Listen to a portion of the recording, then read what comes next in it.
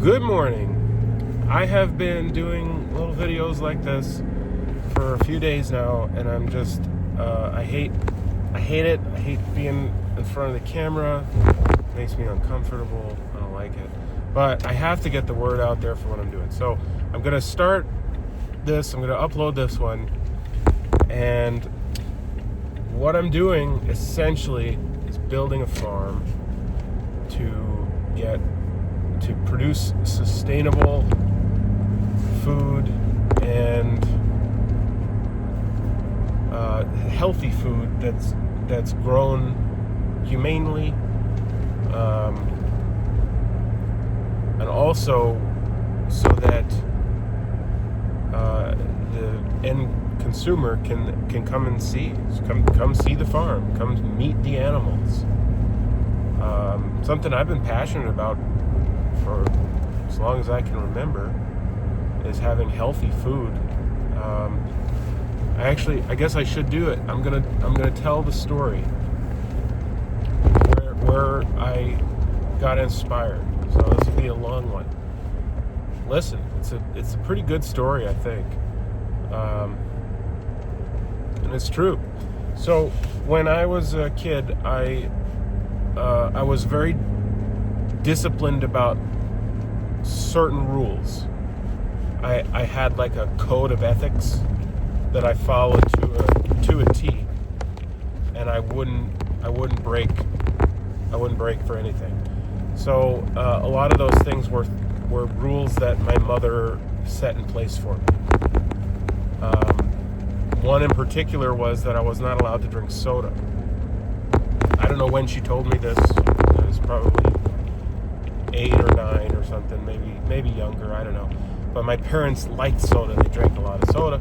So my mom was like, well, it's not good for you. You're a kid, you're growing, the sugar's too much for you. You really shouldn't be drinking that. You should really only drink water, you can drink milk, but that's it. And so that was my rule. I love nature, always have, always outside, always catching frogs and fishing and all sorts of things. So that's just a given passion, always had that. My dad, not so much into the nature, but every once in a while he'd do something. And one occasion, he and his friend decided to go fishing and invited me. And I was about 10. So when we left, my dad and his friend from Ireland packed the fishing rods, the bait, the tackle, and then for food and drink, they packed soda and beer. So that's all we had. And I was not allowed to drink beer, obviously. I was 10. And I was not allowed to drink soda. So I did not drink anything. And it was over 100 degrees that day, and we were outside all day. And so I remember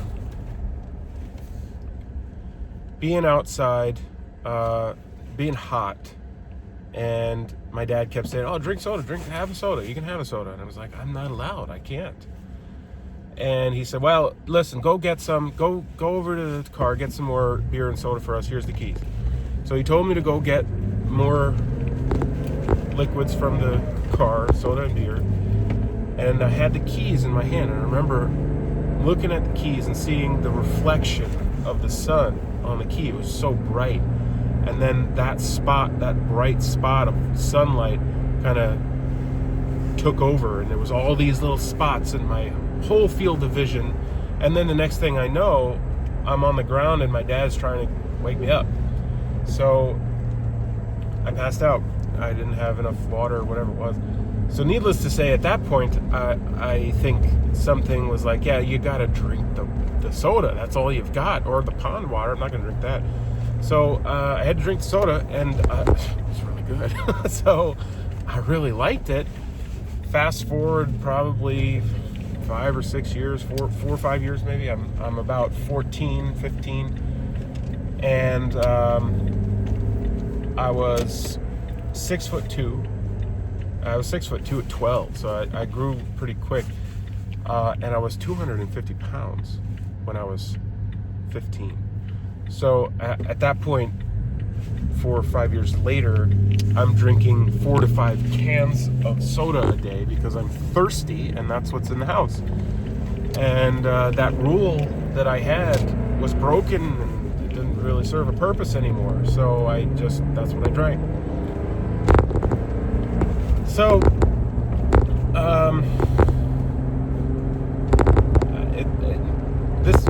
I just thought about this recently because there's been a lot of, like body positivity stuff. I was 250 pounds at 15. I was big. I was not healthy, and it was not good. And I was gaining weight. I was getting bigger, but I was not getting taller. I had not grown taller at that point, like 3 years. So one of my parents' friends had made a comment saying, "Oh wow, you're getting kind of fat," and I was upset. I was a kid, and I didn't like that he said that. But it was around that time that I was like, well, damn, maybe I am getting kind of fat. And I was like, yeah, I'm drinking 4 to 5 cans of soda a day. I know that's not good. So I stopped drinking soda altogether, just completely stopped. And then in a couple of months, I dropped 20 pounds. And I thought, this is awesome. I was a gymnast, and I remember being like going up on the trampoline and being like, oh my God, I can jump so high now. I'm so much lighter. And then I also had noticed a pattern that if I had cereal in the morning, I would have like stomach pains in the day. And I thought, maybe that's milk. Maybe I shouldn't drink milk anymore. So then I stopped drinking milk, and I dropped another 20 pounds. So I was down to it was actually like 25 pounds. I was down to about 205, and I picked up cycling. Unfortunately, around that time, I also tore a meniscus in my knee, and I wasn't really able. I was not a professional gymnast, but I was in the gym. I was working on gymnastics stuff, but I was too big for it, and I tore a meniscus, and so that kind of ended that. But I was able to wear a brace and ride a bicycle, and I really loved that. So I got really into health and fitness, and maybe not really into it. I don't know. There are people who get really into it. I was moderately into it. But health was something that I was really concerned with because it just seemed to me that a lot of the food that we were getting, this processed food, it didn't taste good. It didn't make me feel good, and it was hard to avoid. And I, from that age, that's now, like 18 years ago, 19 years ago, almost 20 years ago, I was like, yeah, this vegetable oil stuff that can't be good. I don't think that's good, and I'm gonna avoid that as much as possible. Now we call them seed oils. That's a whole trend that's been happening in the last couple of years, but I've been talking about it for 20 years almost. And so it was at that point that I started to eliminate that from my diet. Found it's damn near impossible, but I did the best I could to get all of that out. And now here we are, where they've just completely taken over. They're in every food. Every processed food has seed oils in it. Vegetable oil. All of that oil. It's not good. I have a theory. I think that industrial oil, that vegetable oil, you can use that for a diesel engine. It's the same thing. So I think that they had that boiling somewhere. Somebody dropped a piece of bread into it and was like, oh, wow, we could sell this. I don't know if that's true, but I imagine that something like that happened, because it really shouldn't be eaten. I don't know why we're eating it, but I guess because you can make a lot of money with it, and they've set up the infrastructure to do so. Anyway, So that's been a passion of mine for the last 15, 20 years. And I've never really done anything outward with it. I've only ever consumed information about it and tried to live my life with health in mind, trying to be good to my body. And I still ended up with ulcerative colitis, which I don't know. I guess I didn't do a very good job. But I know there's a genetic component to that as well. Oh wow, there's a vulture eating a deer. Saw that deer the other day. It's a little messed up, not worth picking, but anyway, leave it for the vultures. So that's what my company, Vulture Tech, now that's what I'm doing. So I'm building a farm. I'm going to have goats because I bought land. First and foremost, my business model is purchasing, not renting. I don't like renting. I avoid it like the plague, like seed oils. But I want to create a space that's not a big space. It's only 1.25 acres. It's not huge, but I can support a small herd of goats on that acreage, and I could probably make a decent living from running that farm. Now, of course, because I own the land, I'm not paying rent. I have very low overhead. I have a bunch of different side hustles, one of which now does have a significant overhead, but I'm not really too worried about it. And so I just want to prove the point that you really don't need tons of acres. You can do this on a small lot. Rule of thumb, they say, from my research, I've heard a lot of homesteaders and farmers say that it's about 1,000 pounds of animal per acre.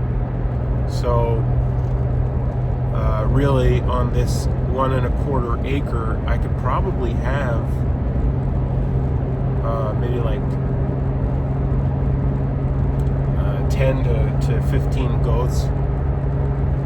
Might be pushing it, like we're talking dwarf goats. So they weigh like 150 pounds or so. So I could probably have 15. I could probably have a little more, but I'm not going to push it because we do need to rotate them. But anyway, that's a different video. But I just wanted to share that that's been my passion. That's what's driving me. I'm really excited about how everyone's talking about it. Has pushed me to really dive into this and form Vulture Tech. And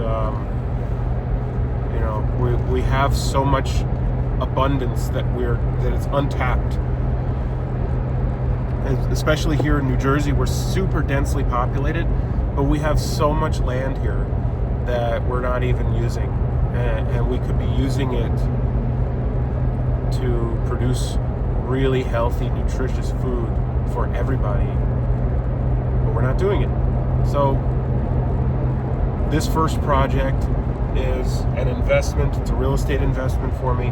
It's also an investment in an idea that, yeah, we can do this with a small piece of land. That's all we need. So, and that's something, the factory farming, the animals, the slaughterhouses, the horrible conditions, it comes out in the food. We know that. It's not healthy. It's as Joel Salatin says, the chickens live in fecal soup. It's not good. And it taints the meat. You can taste it. You can taste it 100%. We have currently 14 chickens on our homestead. We had a couple of casualties in the beginning of the summer. Really not sure what happened, and I know this goes against a lot of people, and I probably shouldn't recommend doing this, but I did eat those chickens. We had 2 that died, and I ate them, and that was the best chicken I have ever had. It was like a different thing. Everything tastes like chicken. Yeah, no, everything tastes like shit. It's terrible. So this does not taste like that. And those of you who know me know that I hunt. Those of you who really know me know that I scavenge. And if you know what you're doing with that, it's the best. It's the best. It's the best tasting meat that there is. It tastes like different. It's so different in the taste, the way it makes you feel. So anyway, I'm putting this out there so that people who are interested in knowing where their food comes from, knowing what goes into producing their food, and interested in how to do it themselves. Because we need as many people doing this for themselves and others as we can. There are people that can't, and that's fine. You know, there are people that need to have full-time jobs for things that I don't know how to do, that plenty of people don't know how to do. And we need those people to do those jobs. If you don't want to do those jobs, though, and you want to do something else, and you want to produce food,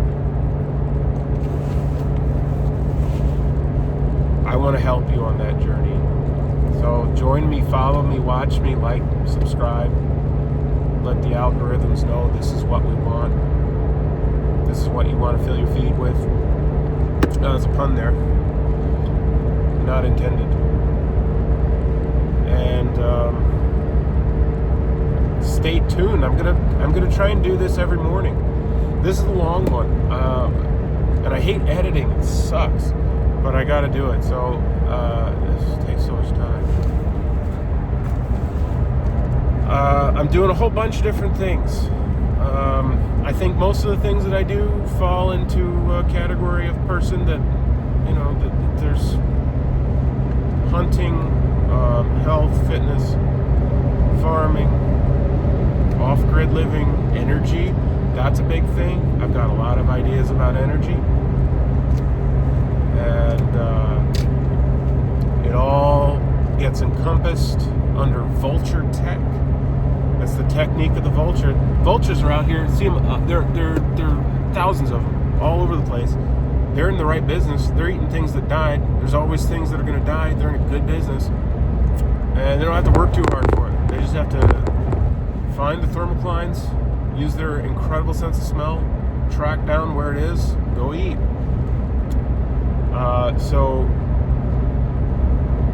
they're recycling dead animals and turning them into more vultures, really.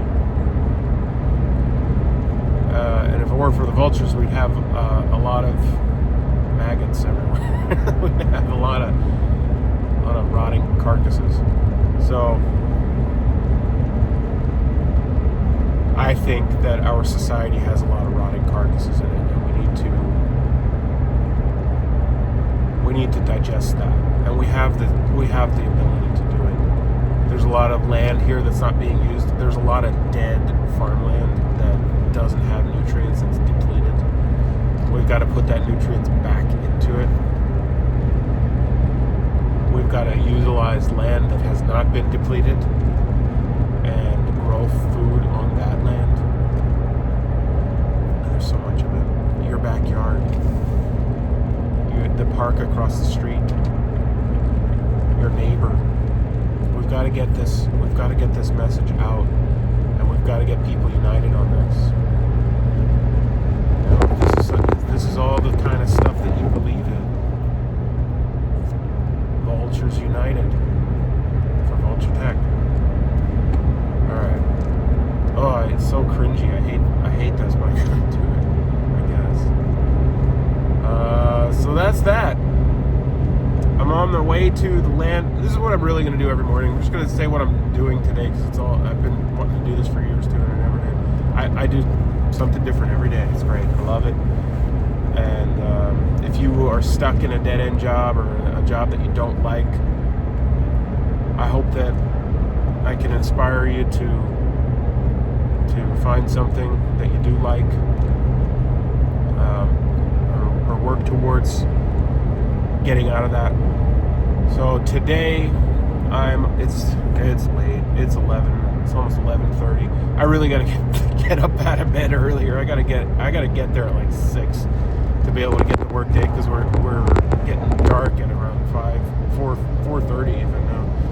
So I've got to get up there, get out at like 5 a.m., 6 a.m. starting to work. But I'm doing a lot of things, so I'm spread a little thin. I'm doing a little bit here, a little bit there. So today I have an auction that I'm bidding on. I wanted to go in person, but I can't be there. I've got to be on the land, so I'm on my way to the land now. I've got a few auction items that I'm selling today. Hopefully meeting some people out there, gonna buy some stuff from me. And I've got to keep an eye on what I'm bidding on. I've got to keep within my budgets, keep within my max bids. And I've already won a few things, which is cool. So I know that I'm gonna scalp a decent profit pretty quickly on the few things I've won already. I've got a couple of things I'm going to sell now. I'm just getting there, just about to my land. That's pretty quick too. It's only about 22 minutes. Started this video right when I left, so that's good timing.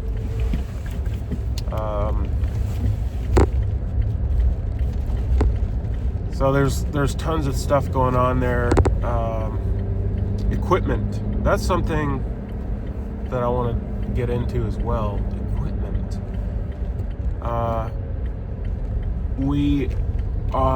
There's a lot of talk of electric vehicles and batteries and all that stuff, but really the big machinery, the diesel engines that are way more efficient, as long as we can keep producing diesel fuel, which, like I said before, I've got some ideas on that.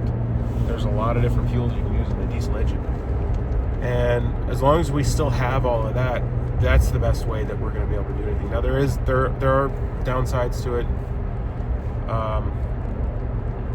Because of the high temperatures in a diesel engine, it does produce some toxic chemicals, nitrates or nitrites or sulfites or something, that it leads to acid rain.